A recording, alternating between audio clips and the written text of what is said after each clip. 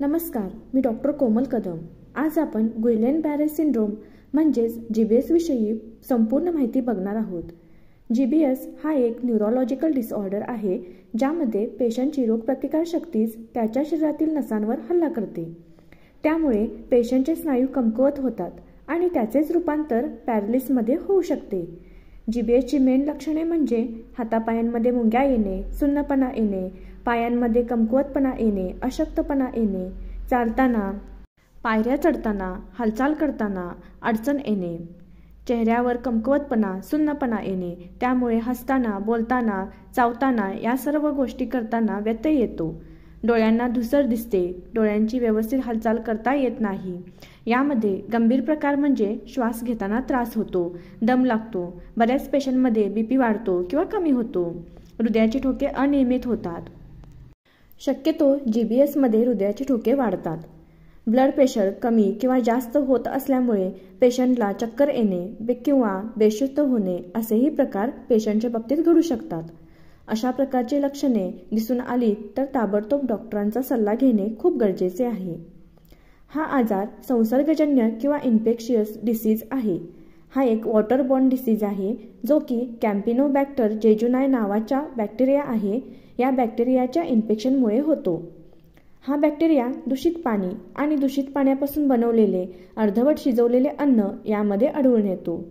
त्यामुळे दूषित पाणी किंवा अर्धवट शिजवलेले अन्न खाल्ल्याने जीबीएस होण्याची शक्यता असते।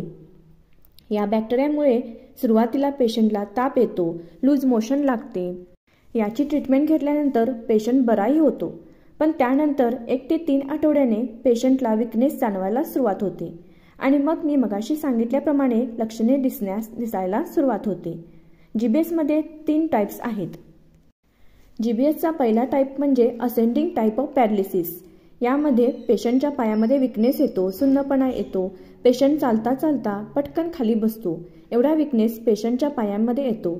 असाच हा विकनेस शरीराच्या वरच्या भागात जातो, म्हणजेच पाय सुन्न होता होता पेशंटचे हात सुन्न होतात, डोळ्यांना धूसर दिसतं, बोलताना, खाताना, हसताना त्रास होतो। हा झाला असेंडिंग टाइप पॅरालिसिस। दुसरा म्हणजे डिसेंडिंग टाइप पॅरालिसिस। यामध्ये पेशंटच्या शरीराच्या वरच्या भागापासून म्हणजेच हातापासून सुन्नपणा जाणवतो, हातात वस्तू पकडता येत नाही, हातात घेतलेली वस्तू खाली पडते, हातातून मुंग्या येतात, अशीच कंडिशन हातापासून खाली पायांपर्यंत निर्माण होते। याला डिसेंडिंग टाइप ऑफ पॅरालिसिस असे म्हणतात। जीबीएसचा तिसरा टाइप म्हणजे ब्रेनमधल्या क्रॅनियल नर्व इन्व्हॉल्व होतात। त्यामुळे श्वास घेणे, बोलणे, गिळणे यामध्ये त्रास होतो। त्या भागातील नसा इन्व्हॉल्व झाल्यामुळे पेशंटला दम लागतो, श्वास घेता येत नाही। अशी लक्षणे क्रॅनियल नर्व इन्व्हॉल्व झाली तर होऊ शकतात आणि हा टाइप खूप धोकादायक असतो। जीबीएस हा मोठा पॅरालिसिस आहे। यामध्ये पेशंटचे सर्व सेन्सेशन नॉर्मल असतात, म्हणजे हातापायाचे, संडास लघवीचे सेन्सेशन पेशंटचे नॉर्मल असतात। पेशंटला हे सर्व समजत असतं, फक्त पेशंटला हालचाल करणे जमत नाही, बाकी सर्व पेशंटला समजत असतं। अशा प्रकारची हातापायात विकनेस येणे, बोलताना, चालताना त्रास होत असेल, खूप विकनेस असेल तर लगेच डॉक्टरांचा सल्ला घेणे गरजेचे आहे। तसेच ज्या भागात जीबीएसचे पेशंट सापडत आहेत अशा भागातील लोकांनी कंपल्सरी उकळून गार केलेले पाणीच प्यावे, शिवाय अर्धवट शिजवलेलं कोणत्याही प्रकारचं अन्न खाऊ नये।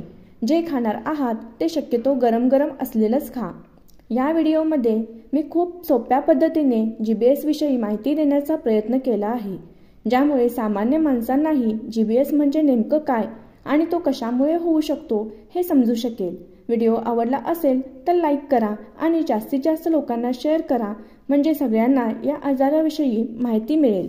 असेच आरोग्याविषयी माहिती बघण्यासाठी आमच्या होमिओ मंत्रा यूट्यूब चॅनेलला सबस्क्राईब करा। धन्यवाद।